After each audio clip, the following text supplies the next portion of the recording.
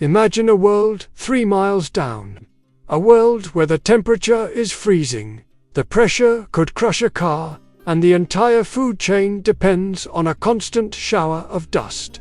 For eons, that endless shower, called marine snow, has been the engine of the deep sea. It is the rain of life, the only meal for the most alien creatures on Earth. But deep in the crushing darkness of the midnight zone, a small team of scientists aboard the submersible Triton watched as the life-giving snow did something impossible. It stopped, and at the same moment, the glittering light show of bioluminescence, the deep sea's electric language, went silent. Everything went dark. This is the story of the Great Blackout, a catastrophe that threatened to starve an entire global ecosystem in days. To save the deep sea, the team had to rise into the dangerous, volatile twilight zone to uncover a mystery far bigger than food. Because something was sending a message. And if the team failed, the oldest creatures on the planet would vanish. In a place where life has adapted to every unimaginable pressure, silence is never random. It is a signal. The deep ocean is Earth's largest habitat, but survival there depends on a miracle that begins at the surface. Above the waves, microscopic plants called phytoplankton bloom in sunlight. Tiny creatures eat them. When they die or release waste, their remains clump together into sticky flakes. Gravity pulls this debris downward. That slow, drifting snowfall is marine snow. And below 200 meters, nearly every living thing depends on it. Giant squid, vampire squid, anglerfish, everything down there survives on this steady rain from above. Without that constant descent, life in the abyss collapses faster than anywhere else on Earth. For 2 years, the Triton team monitored a station in the 3,000-meter-deep midnight zone. Their main instrument was a camera measuring the rate of falling marine snow. The feed was always the same, a calm, endless drift of white dust. It was the heartbeat of the deep. Until one Tuesday morning, when the screen showed nothing but clear water. At 10:42 a.m., the deep ocean received its last meal. The marine snow didn't slow down. It ceased. The most massive ecosystem on the planet had been cut off from its only food source. Starvation had begun. And, with every passing second, millions of organisms slipped closer to the edge. But the blackout had a second warning. Starvation is slow. Silence is not. Within an hour, the Triton's sensors recorded something even more shocking. The ambient bioluminescence, normally thousands of flickers per second, dropped to 0. The deep sea went pitch black. Billions of creatures had stopped flashing. Not dying. Not fading. Stopping as if commanded to. This wasn't collapse. It was coordination. The Triton team realized the deep ocean wasn't just starving. It was responding. It was warning. Nature was holding its breath. They had no choice. They needed to ascend into the twilight zone to find the barrier blocking the world below. The twilight zone, between 200 and 1,000 meters, is a gauntlet of pressure shifts and violent currents. The Triton was never meant to enter it, but staying in the safe, starving darkness meant watching the deep sea die. Ascending meant risking the submersible, the crew, and the mission.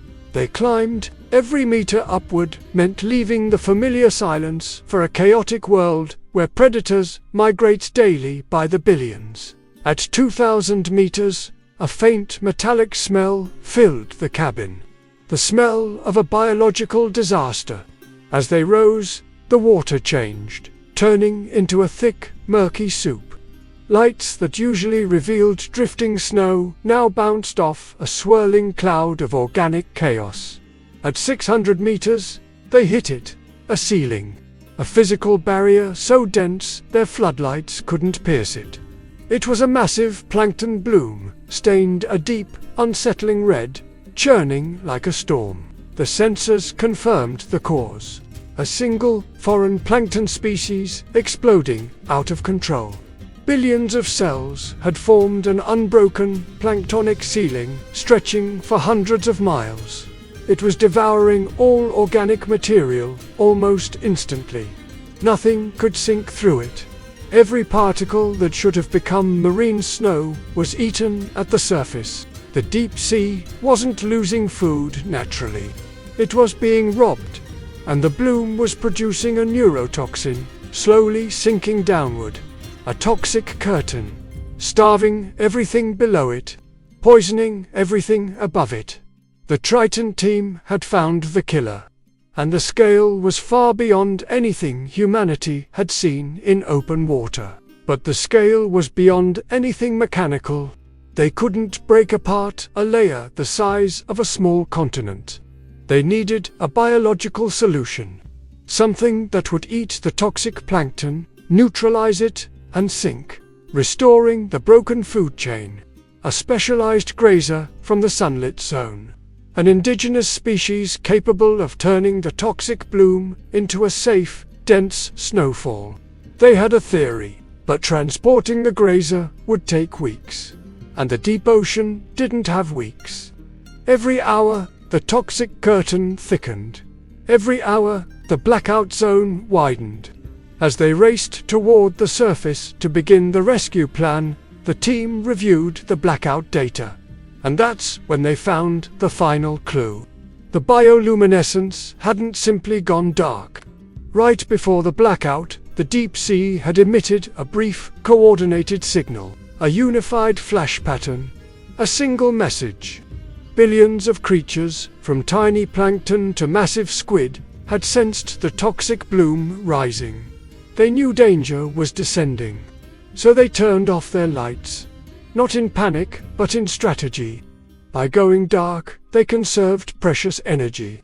They lowered their metabolic needs.